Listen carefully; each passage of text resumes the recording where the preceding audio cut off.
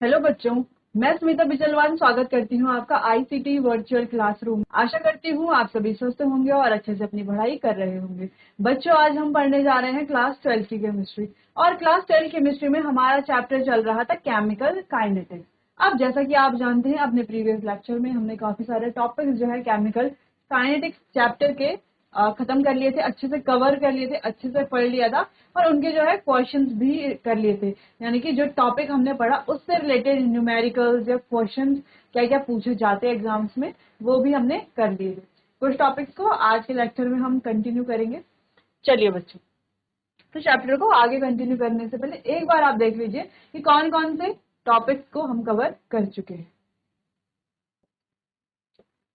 तो यहाँ पर हम फर्स्ट ऑर्डर रिएक्शन की कैरेक्टरिस्टिक्स के बारे में बात कर रहे थे अपने प्रीवियस लेक्चर में। पहली कैरेक्टरिस्टिक्स हमने पढ़ ली थी, इससे रिलेटेड कुछ क्वेश्चंस कर लिए थे। ये ट्रिक कहाँ पर यूज होती है ये भी हमने पढ़ लिया था, क्योंकि इससे हम इजीली क्वेश्चन सॉल्व कर लेते हैं। ठीक, नेक्स्ट दूसरी जो हमारी कैरेक्टरिस्टिक थी उसके बारे में भी हमने पढ़ लिया था, उससे रिलेटेड भी बच्चों हमने क्वेश्चन कर लिए थे। ठीक है, जैसे ये वाला क्वेश्चन था। ठीक है, तो ये थोड़ा सा डिफरेंट तरह का क्वेश्चन था। फॉर्मूला हमें पता था और कुछ वैल्यूज क्वेश्चन में गिवन है, वैल्यूज अप्लाई करके आसानी से हम क्या कर सकते हैं, क्वेश्चन को सॉल्व कर सकते हैं। इस तरीके से हमने क्वेश्चन अपना सॉल्व कर लिया। चलिए, तो अब आज आगे बढ़ते हैं और आज हम पढ़ेंगे सेकेंड ऑर्डर रिएक्शन के बारे में। ठीक है, वैसे तो सिलेबस में सेकंड ऑर्डर रिएक्शन नहीं है, लेकिन कभी कभी जो है इससे रिलेटेड कुछ क्वेश्चंस पूछे जाते हैं, क्योंकि होता तो सेम वैसे ही है। सारे जो ऑर्डर ऑफ रिएक्शंस है होते तो सारे सेम ही है ना, थोड़ा बहुत डिफरेंस आता है। ठीक है, तो सेकंड ऑर्डर रिएक्शन को हम ज्यादा डिटेल में नहीं पढ़ेंगे। सेकंड ऑर्डर रिएक्शन उसके हाफ लाइफ के बारे में बात करेंगे और कुछ क्वेश्चंस करेंगे जो एग्जाम में ज्यादातर पूछे जाते हैं। ठीक है, चलिए बात करते हैं सेकंड ऑर्डर रिएक्शन।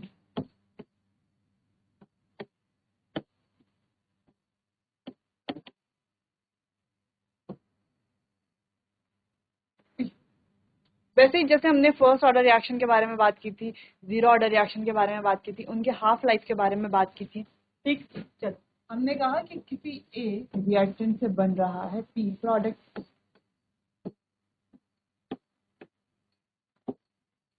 ठीक, तो जब टाइम क्या है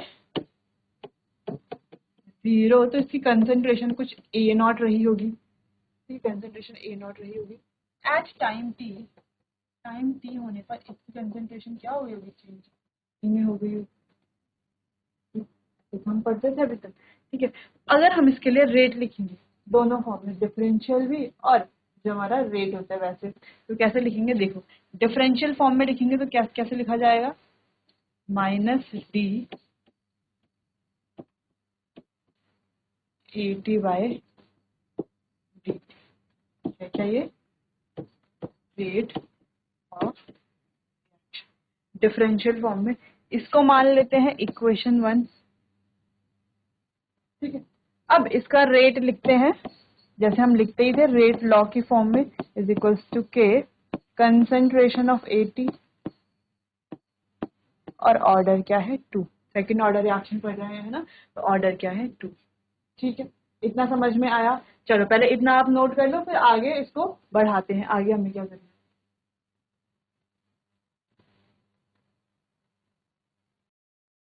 चल कैसे करेंगे। अब इनको क्या लिखते हैं, हम बराबर में ऐसे लिखते थे, बस जैसा हमने पहले किया वैसे ही हमें करना है।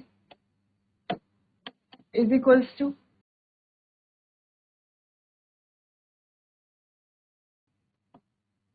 ये ऑर्डर हो गया, सिंपल। अब हम क्या कर लेंगे, देखो dt को इधर ले आते हैं, at को इधर ले आते हैं ना, सेम सेम वाले टर्म d माइनस डी, चलो माइनस को उधर भेज देते हैं, माइनस dt को अपॉन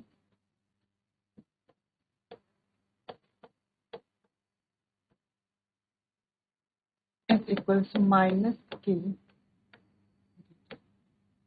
दोनों तरफ इंटीग्रेशन का साइन लगाएंगे, ये इंटीग्रेशन का sign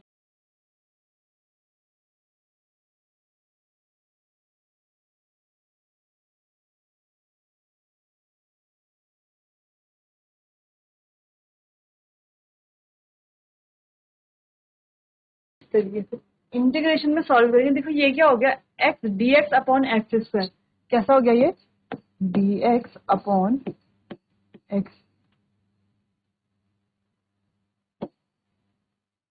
D x upon x square. इसका जब इंटीग्रेशन करेंगे तो ये आएगा -1 अपॉन एक्स, का इंटीग्रेशन ये आएगा। ठीक है, समझ में आया? इसका इंटीग्रेशन क्या आएगा, यानी कि इसका इंटीग्रेशन क्या आएगा, -1 अपॉन 80, यही आएगा। ठीक है, इज इक्वल्स टू, यहाँ पर क्या था माइनस के और डी टी का था टी, इंटीग्रेशन हटाएंगे तो यहाँ पर आ जाएगा सी इंटीग्रेशन कॉन्स्टेंट। ठीक है,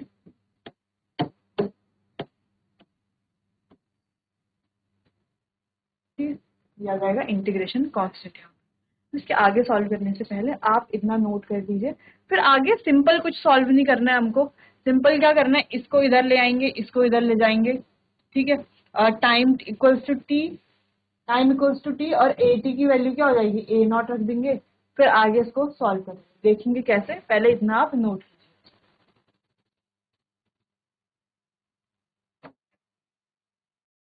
चल, तो आगे ये क्या था हमारा, -1/80, -1/80 इक्वल्स टू -KT प्लस, तो हम यहाँ पर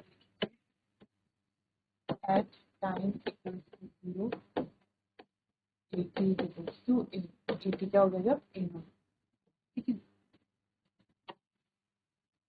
सॉल्व कर लेंगे, -1/80 है ना, 80 की जगह पर क्या रख लेंगे, A not is equals to -K into 0 plus C, यानी कि C कितना आ गया, -1/A नॉट। अब इस C को बच्चों, इस C को हम इस इक्वेशन में रख लेंगे, इक्वेशन 3। पीछे हमने फर्स्ट इक्वेशन देखो, पीछे ये फर्स्ट इक्वेशन थी, इसको हम क्या कह रहे थे, इक्वेशन नंबर 2। ठीक है, पहली और सेकंड इक्वेशन को हमने बराबर में रखा था, इस तरीके से सॉल्व कर लिया था इंटीग्रेशन लगा करके। ठीक है, इसलिए इसे इंटीग्रेटेड रेट लॉ भी कहा जाता है। फिर आगे यहाँ पर हमने सॉल्व कर लिया, यहाँ पर आ गई सी की वैल्यू, और ये इक्वेशन 3 में हमें इस वैल्यू को क्या करना है, पुट कर लेना है। ठीक है, तो चलो ये हो गया -1/A not is equals to -KT -1/, -1/80 is equals to -1/A not. क्या गया, आगे सॉल्व कर लेंगे, KT की वैल्यू निकाल लेंगे। ठीक है, KT की हम वैल्यू 1/80 की वैल्यू निकाल लेंगे। फिर कैसे करेंगे, पहले इतना नोट करो, फिर आगे सॉल्व करो।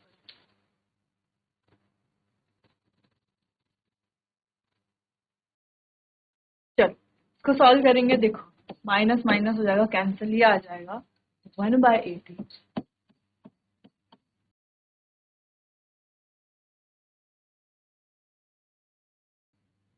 ये भी फॉर्मूला है, या हम इसको लिख सकते हैं KT, या हम कहें तो KT is equals to 1/80 -1/,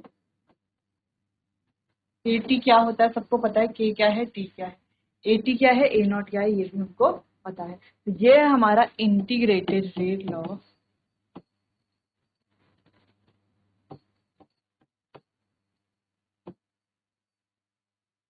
for second order reaction. Second order reaction के लिए ये है हमारा इंटीग्रेटेड रेट लॉ। ठीक, बच्चों अगर जीरो ऑर्डर रिएक्शन की बात करें, एक क्विक रिवीजन यहाँ पर अगर हम करते हैं, एक क्विक रिवीजन यहाँ पर करते हैं, अगर बात करें जीरो ऑर्डर रिएक्शन, इसका इंटीग्रेटेड रेट लॉ क्या है, first order reaction, first order reaction के दो इंटीग्रेटेड रेट लॉ हैं। फिर आता है हमारा सेकेंड ऑर्डर रिएक्शन।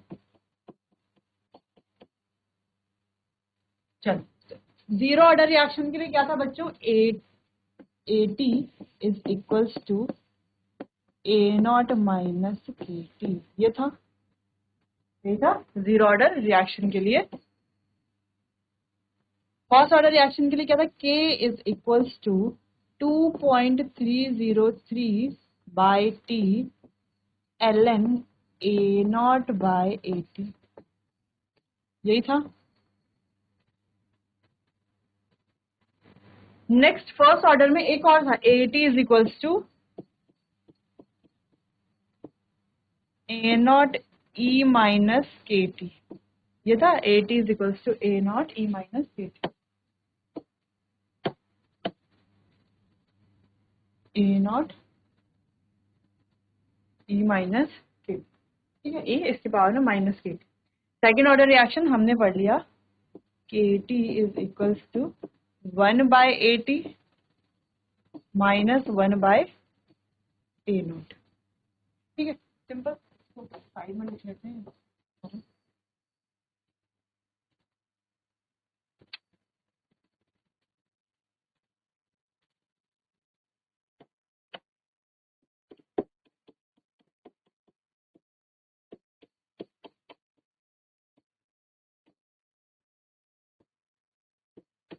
ठीक है, एक तो ये हो गया। फिर हमने कहा जो सेकंड ऑर्डर रिएक्शन है जो कि हमने अभी निकाला, क्या है, 1 by AT is equals to KT plus 1 by A not, ठीक है, ये या तो हम ये लिख लें KT is equals to 1 by AT minus 1 by A not, कुछ भी लिख सकते हैं, ठीक है, इतना हमें पता है तो हम इसको अरेंज कर सकते हैं अपने हिसाब से। ठीक, तो यहाँ पर हमने एक क्विक रिवीजन भी कर लिया जो भी अभी तक हमने इंटीग्रेटेड रेट लॉ पढ़े थे, तो आपको कंफ्यूज नहीं होना है, आपको सारे ये याद रखने हैं, ठीक है, ये बहुत इंपॉर्टेंट है, क्वेश्चन आएगा तो डायरेक्टली कभी कभार सीधा ऐसे भी पूछ लिया जाता है, ठीक है, तो ये किसका है, ये इंटीग्रेटेड रेट लॉ किसका है। ठीक, चलो तो पहले आप इतना नोट कीजिए फिर आगे बढ़ते हैं।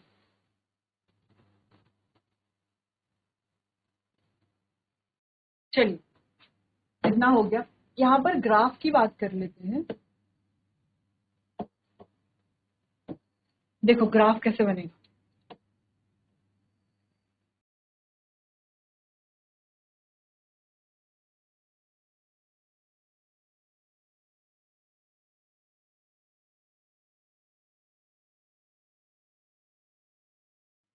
अब ग्राफ बनेगा किसके बीच में, फॉर्मूला क्या था, KT is equals to 1 by AT minus 1 by A not, या हम इसको लिख सकते हैं 1 by AT is equals to KT plus 1 by A not.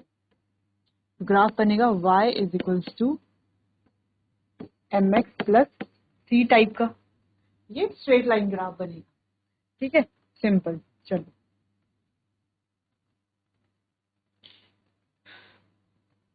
ये हो गया हमारा टाइम, यहाँ पर हो गया 1 बाय 8, तो ग्राफ कुछ ऐसा बनेगा, ठीक है, तो ये क्या है हमारी इंटरसेप्ट 1 बाय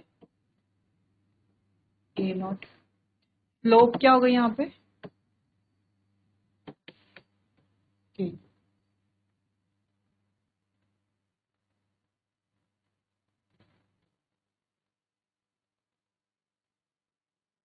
ठीक है, तो कुछ इस तरीके से ये हमारा ग्राफ बनेगा, तो ये आपको ध्यान रखना है, मेन है स्लोप का, स्लोप आपको देख लेनी है, स्लोप कैसे बनेगी, ठीक है। अब इसमें एक और ग्राफ है, अगर हम रेट कंसंट्रेशन का ग्राफ देखें, किसका देखें, यहाँ पर है कंसंट्रेशन, यहाँ पर है रेट, रेट और कंसंट्रेशन का अगर हम ग्राफ देखें बच्चों, तो ये कैसे बनेगा, ये कुछ ऐसा बनेगा, रेट कंसंट्रेशन के ग्राफ की बात,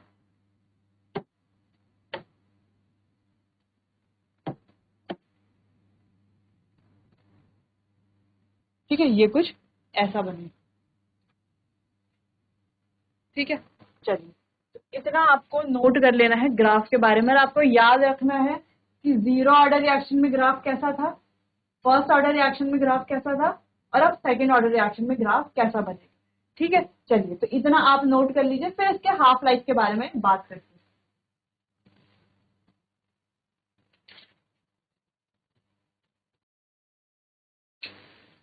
चलिए, तो जैसे हमने बात की थी जीरो ऑर्डर रिएक्शन में, पहले हमने जीरो ऑर्डर रिएक्शन का इंटीग्रेटेड रेट लॉ देखा, फिर ग्राफ देखा, फिर हमने हाफ लाइफ के बारे में पढ़ा, फिर हाफ लाइफ का ग्राफ। वैसे ही हमने फर्स्ट ऑर्डर के लिए पढ़ा, वही सीक्वेंस हम यहाँ पर सेकंड ऑर्डर के लिए पढ़ेंगे। तो यहाँ पर इंटीग्रेटेड रेट लॉ हमने पढ़ लिया, इसका ग्राफ देख लिया, अब हमें पढ़ना है हाफ लाइफ और उसका ग्राफ पढ़ेंगे। ठीक है, चलिए, तो सेकंड ऑर्डर रिएक्शन के लिए हाफ लाइफ और सेकंड ऑर्डर रिएक्शन।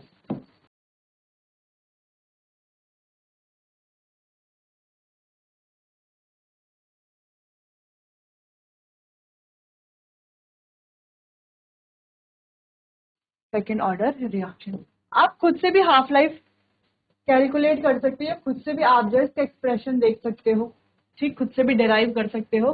कैसे? देखो, फॉर्मूला हमें पता, इंटीग्रेटेड रेट लॉ का पहला एक्सप्रेशन क्या आया था, K T is equals to 1/AT minus 1/A0। ठीक है, यही तो था। या हम कह सकते हैं 1/AT is equals to KT plus 1/A0। ठीक, यही था, ये हमें याद रखना है। बार बार क्यों लिख रहे हैं? ताकि हमें याद हो जाए अच्छे। ठीक है, चलो, तो हम कह रहे हैं टाइम क्या हो गया, टी हाफ। जब टाइम टी हाफ हो जाएगा, आधा हो जाएगा, तो AT की कंसेंट्रेशन क्या हो जाएगी, E0/2 हो जाएगी, है ना। अगर देखो कोई रिएक्शन है, क्या बन रहा है, कोई प्रोडक्ट बन रहा है, अभी टाइम 0 है, इसकी कंसेंट्रेशन है A0। टाइम जब टी हाफ होगा, इसकी कंसेंट्रेशन क्या हो जाएगी, A0/2। ये है क्या हमारा एक्चुअल में, ये तो है हमारा AT। क्या है, AT। ठीक, तो वही हमने यहाँ पर लिखा है। वैल्यूज पुट कर लेंगे यहाँ पर, तो क्या हो जाएगा, K into T half is equal to 1/AT की जगह पर क्या लिख लेंगे, A0/2 माइनस 1/A0। सॉल्व कर लेंगे तो ये कितना हो जाएगा, K into T half is equal to 2 पर चला जाएगा, 2/A0 माइनस 1/A0, इतना हो जाएगा। ठीक है, इतना आप सॉल्व कर लोगे इसको। चलो, पहले इतना आप नोट कीजिए, फिर आगे इसको पूरा सॉल्व करते हैं।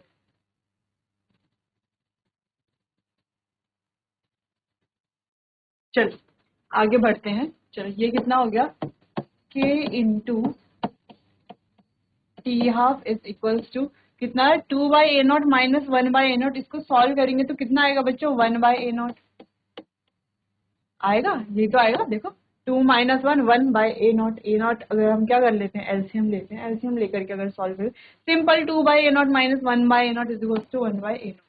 सिंपल। टी हाफ की वैल्यू लिख सकते हैं, T half is equals to 1/A0। ये आ जाएगा यहाँ पर, ठीक है। सिंपल हम लिख सकते हैं 1/K। ये हम लिख सकते हैं, ठीक है। इसको बच्चों हम ऐसा भी लिख सकते हैं,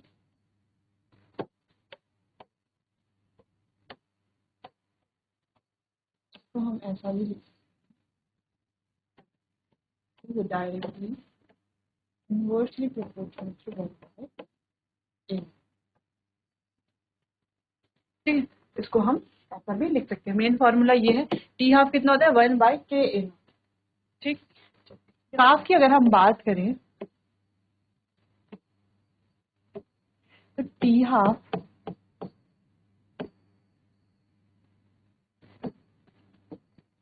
और ए के बीच में जो ग्राफ बनेगा वो कुछ इस तरीके से बनेगा।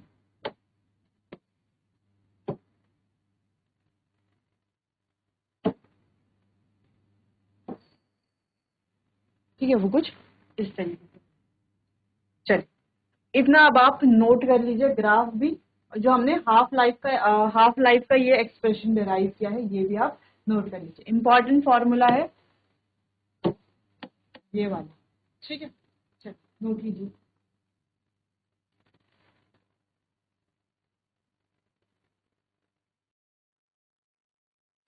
चलिए बच्चों, तो आज हमने सेकेंड ऑर्डर रिएक्शन के बारे में पढ़ा, इसके इंटीग्रेटेड रेट लॉ को देखा, उसका ग्राफ देखा।